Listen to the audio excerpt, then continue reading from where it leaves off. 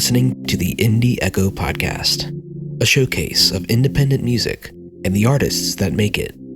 I'm Jordan, producer at High Five Music. Today's guest is a singer-songwriter who's just started putting out her own singles in 2021. From SoCal, it's Brooke Taylor. You're an echo every morning.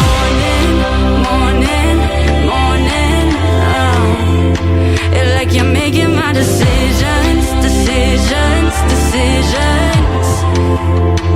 And I wanted this so bad. I still remember your face when you said that you couldn't see me again. You told me to leave. I'm Brooke Taylor. Taylor's my middle name, actually. I remember my dad when I was like 12 and I wanted to make a Facebook. My dad was like, you can't use your real last name. And so then I kind of started Brooke Taylor and it kind of stuck, and then I grew to love it.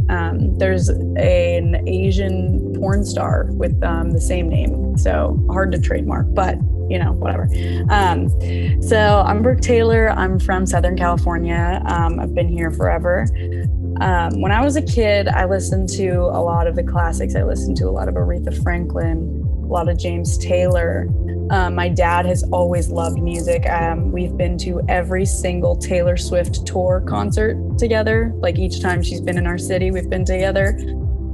We were always so amazed with how much success she had as such a young girl. And I think that she definitely was one of my biggest influences, just because I was like 7 or 8 and she was 15 and she was living the dream. And I mean, like I'd go and see her in concert and I was just like, this is what I want to do. Like, this is exactly where I picture myself. We listened to a lot of James Taylor.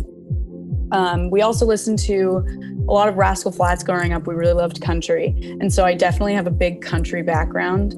And I hear it in my music all the time. And most of my songs, they start out country, and then I kind of change the production and instrumentals to make them more pop and indie. But I definitely have a very country background and singer-songwriter background. So yeah. Cool. And when did you start writing music specifically? I started writing music when I was like 5. I like remember like my first song, and it's so bad. I only remember like the chorus, but I started doing it more seriously probably 4 or 5 years ago. I started more seriously and I was like, hey, I can actually do this. When I was a kid, I didn't play any instruments. I tried to learn how to play guitar and my hands are genuinely just too small. Like I can't reach most of the notes when I'm trying to play. And so I learned how to play ukulele, and I taught myself how to play the piano. And once I learned instruments, it was much easier for me to create songs. But there was this whole world of production that I had no idea existed until I went to college. And then I was like, oh, this is how people do that. I genuinely was so naive to it. I was just like, I just thought there was a singer, something to record, and an instrument. I don't know. But my world like definitely opened up so much more in the past 4 years. And I was like, there's so much more I can do with this, instead of just like having voice memos on my phone or GarageBand. You know, I started using Logic and other things. But I definitely, I mean, I've been doing it forever, but I started more seriously considering myself a singer-songwriter probably 5-6 years ago. Is there a set songwriting process you have, or where do you draw your inspiration from? It's always different for me. I mean, definitely I like to draw inspiration from experience. So, I mean, all of my songs, at least for me, all of my songs are about something or someone or a specific event, which is kind of scary, you know, because sometimes, I mean, I remember I released a song and I just remember my ex-boyfriend like knowing, he was like, I know this is about me. And I was like, well, this is weird.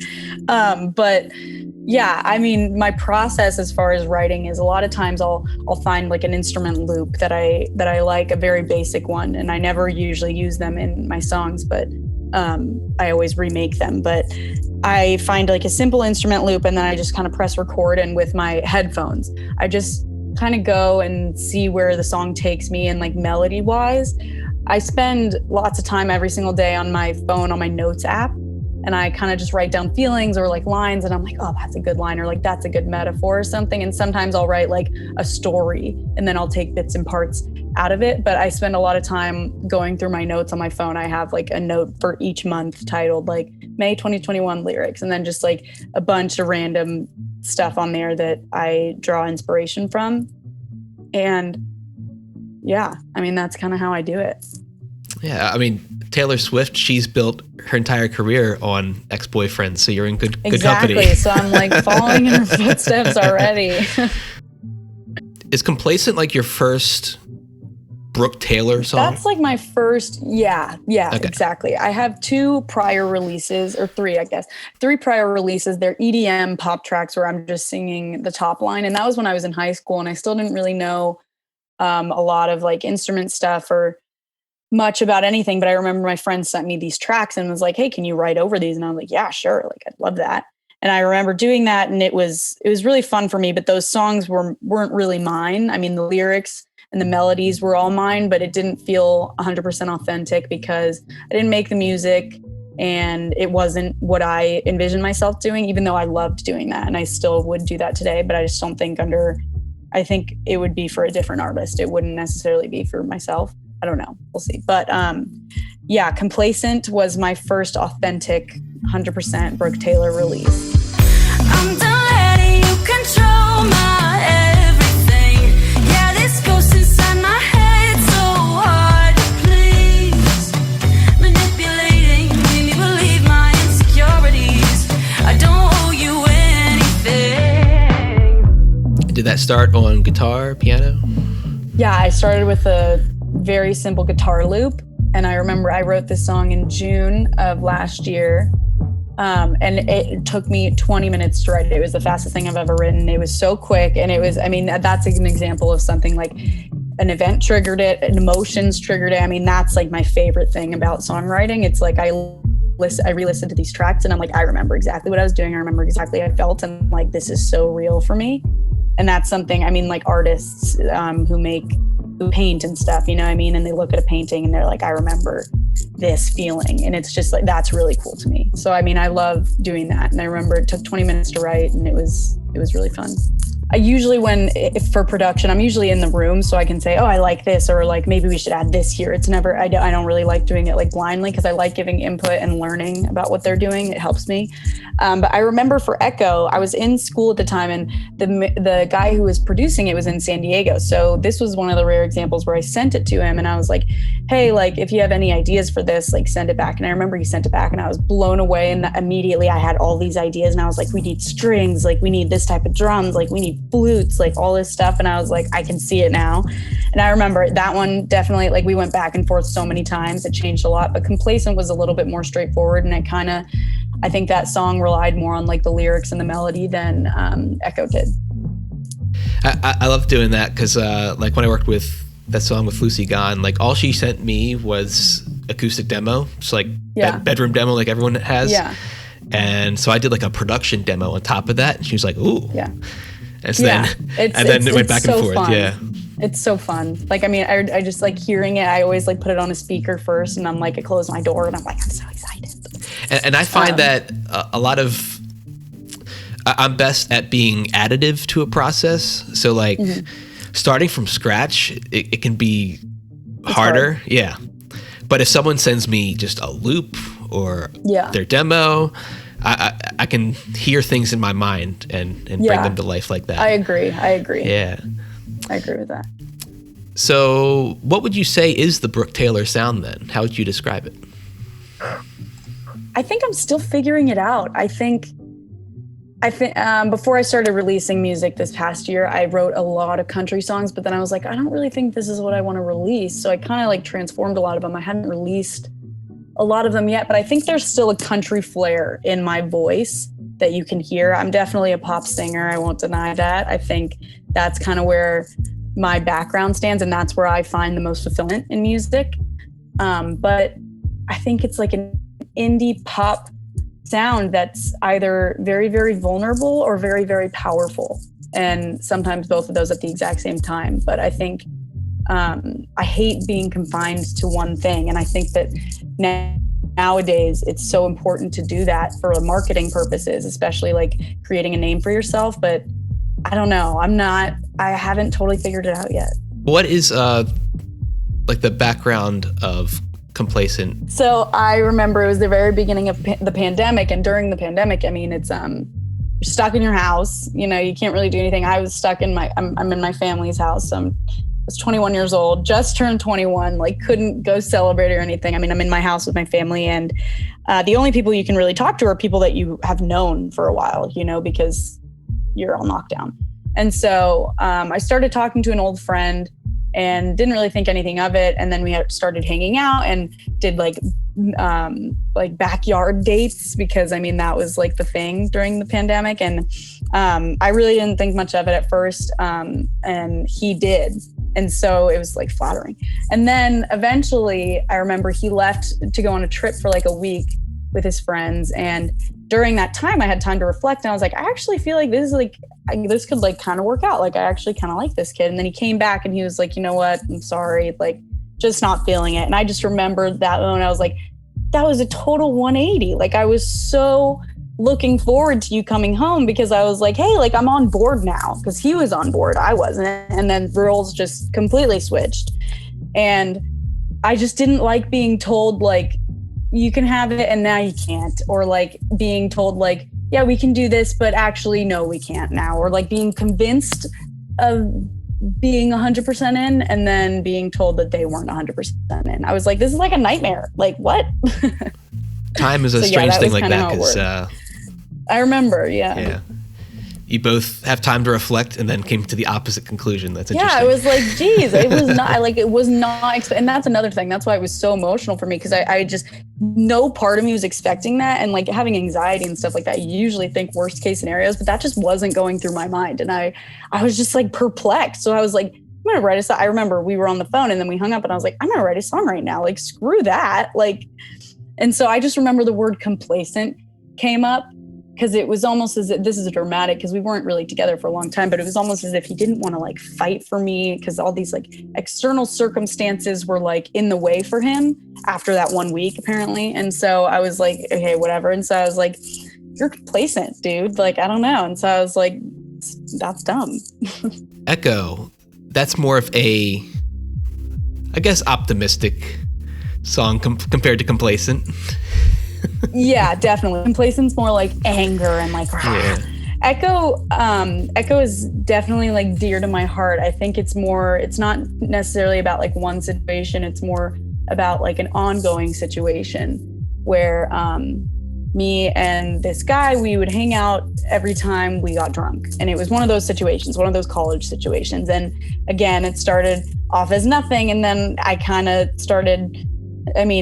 just kind of started turning into something, but I could tell that this guy was very, very damaged emotionally. And the like fixer in me wanted to like be there and like be like, I am the answer actually, when I wasn't, but like, that's what I wanted. And so I just remember like, I'd wake up and I'd be thinking about him and I'd be like, should I text him? Like, if I text him this, would he have a better day? Like all this stuff. And so I definitely like still care for that person a lot. And there was a lot of like heartfelt emotions there. It wasn't anger. It was more so like, not even like sorrow, but it was like bittersweet. Because in the end, we both knew like we weren't right for each other, but still there's so much love and care there.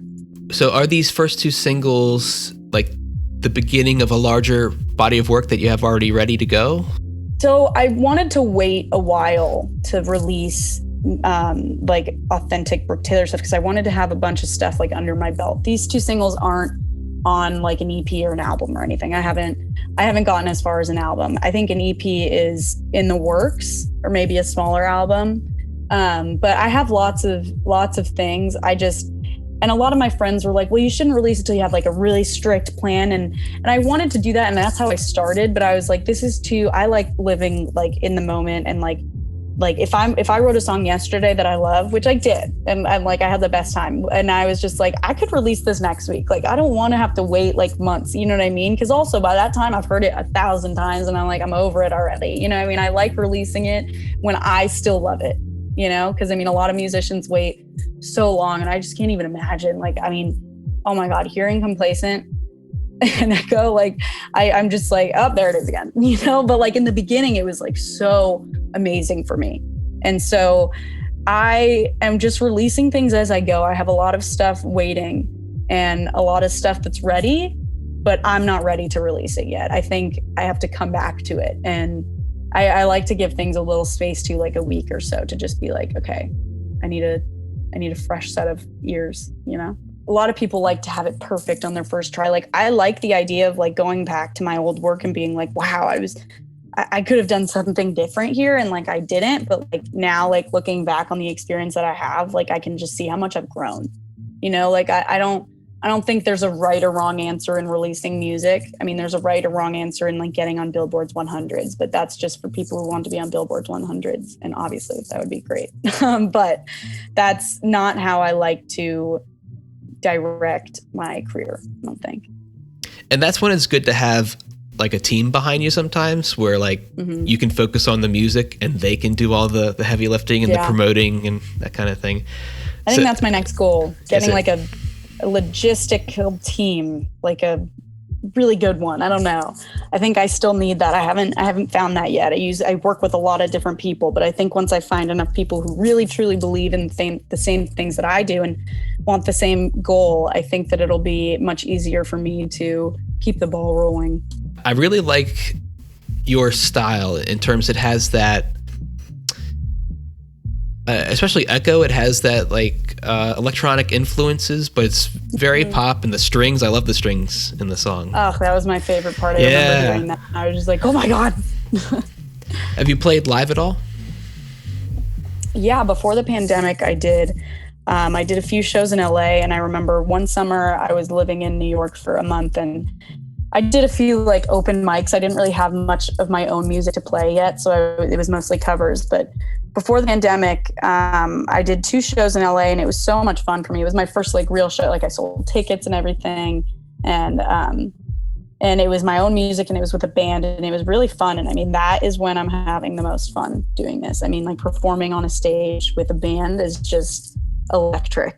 I mean, there's something about it. What would you say is like the hardest part of putting together these 2 singles? The logistics behind them, like making the singles themselves were really great. But I mean, there's so much like promotion and branding and all these things that people want you to do by the book that I'm just not a fan of. I just remember like when I was promoting the releases and I was just like, okay, I have to post something today, like another selfie. Like it was just weird. I was just like, that's not what it's about for me. But it's in terms of the music, I think the hardest part is knowing when you're done, because you go back and forth and there are so many different versions, and you want to add something or you want to get rid of something. And and especially when you're doing it all quickly, not quickly, but when you get back and forth between a mix or a master within a day or something, and you're like, damn, like, should that be louder or should that be smaller? I don't know. Like you go back and forth with all these thoughts and you change things. And it's really good I love to show my family and my friends and be like, is there anything, like, as someone who's not like dedicated their lives to music, like, is there anything that like you think I should change, blah, blah, blah. And it's good to be able to have outsider ears, because it's hard to know when you're done. And then like when you are done and you submit it and you're just like, oh, dang, did I like do that wrong? Like, should I have changed that? I mean, it's hard, but I'm working on that. Like the track I did with Lucy, that was a rare event in that the version that was released is like version 3 or 4. Yeah. Which is not always how it goes. And when you listen to it over and over again, like part of you wants to hear something different. So you're like, hey, let's try this, let's try that. Exactly. And that's another reason why it's good to like take time away from it. Mm-hmm. But version 2 might be, the right one. It just exactly, and you never know. Yeah. And then you find it's hard to find fresh ears sometimes where you've already sent your friends your track. Yeah, that too, because I'm like, oh my God, watch the whole thing. Right. Let's see. So did you go to school for music or anything? Yeah, my major was music industry, which is not like singing. It's more so like the business behind music, which was really helpful for me. I learned how to read music contracts. Before coming to college, just like I really didn't know about the world of producing, I really didn't know about the world of music business. I mean, I was so naive to it. I grew up in a bubble, and I guess I just didn't get it. I mean, I was the only kid in my high school who sang, so I also didn't have like these other outside influences and peers that I could like ask questions to. So I remember coming to college, it like opened so many I was about to say doors, but it's like opened my eyes. I was about to say so many eyes, but that doesn't make sense. It opened my eyes to like all the things that go on behind the scenes. And I think that studying music business definitely helps artists who are trying to do it on their own, which is in our case, the majority of artists right now. Have you considered, like, I know you're focusing on writing for yourself, but being like a songwriter for other artists, is that something? Yeah, I mean, I would love that. I think that a big part of that is also about connections. It's hard to make those connections, especially since we went through the pandemic. It's almost over now, but we're still like kind of going through it. Lots of people aren't comfortable getting in like a session with strangers, which I totally get. And so, I mean, I would love that. The other day I wrote a song to pitch for a Netflix show, and they really liked it. They sent it back for a few changes, and I'm working with them on that. So, I mean, I really like that stuff. I think some of the stuff that I write too, and I'm like, oh, this is good, but I wouldn't release this for myself. You know, like I like this a lot, but it's definitely not my vibe. I mean, that would be great, but a lot of it is having those connections, and I don't think I'm there yet. So you're already in the sync world.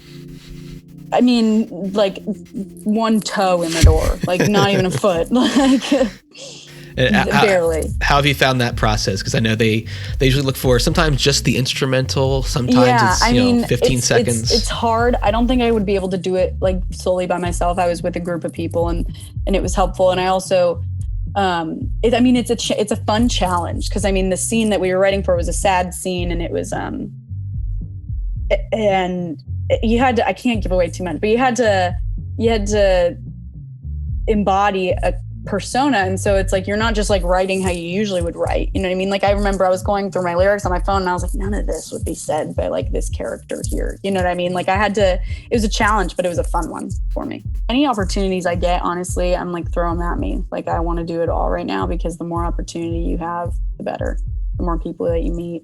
So I know you're kind of figuring it out as you go, but are there any, short-term goals? Definitely. I mean, I made a goal of, I wanted to release 5 songs within like a 1.5 year period. And I don't really know when I like started that. So, I mean, it's a little loose. But I would say probably January. I definitely want to like release more music this summer and get more things out there. One of my goals is to write with as many people as I can and just observe these people in sessions, because I learned so much from sessions.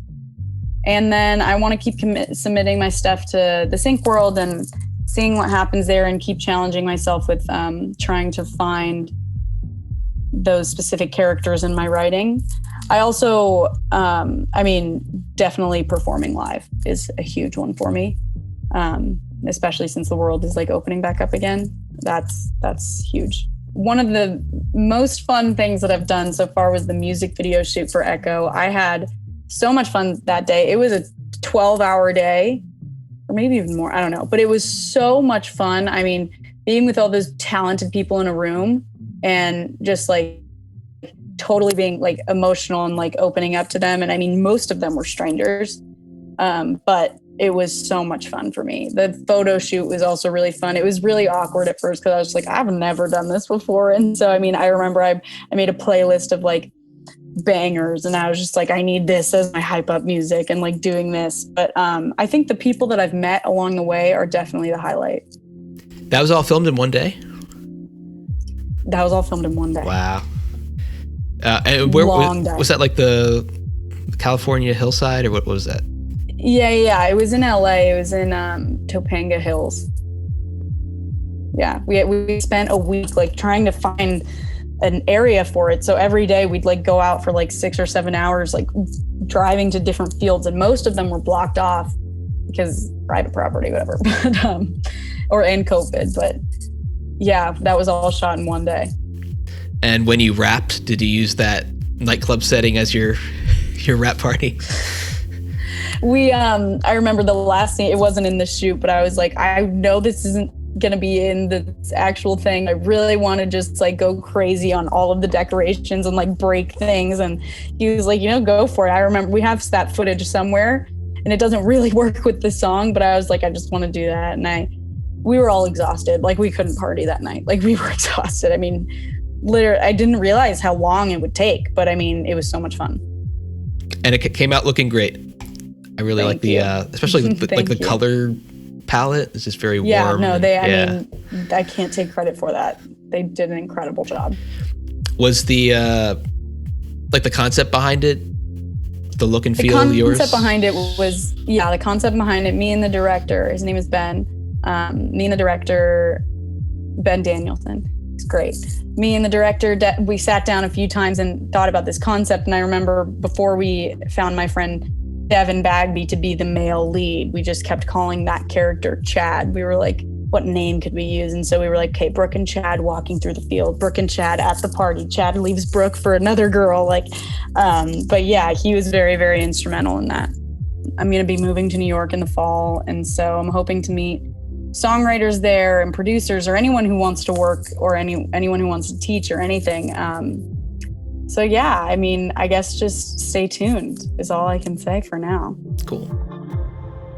Links to Brooke's music and everything else can be found in the show notes. Indie Echo is a product of High Five Music, an online production studio that brings your bedroom demos to life. For production, remixes, and more, visit my Instagram at High Five Music, and you can follow the show at Indie Echo Podcast. Thank you for listening.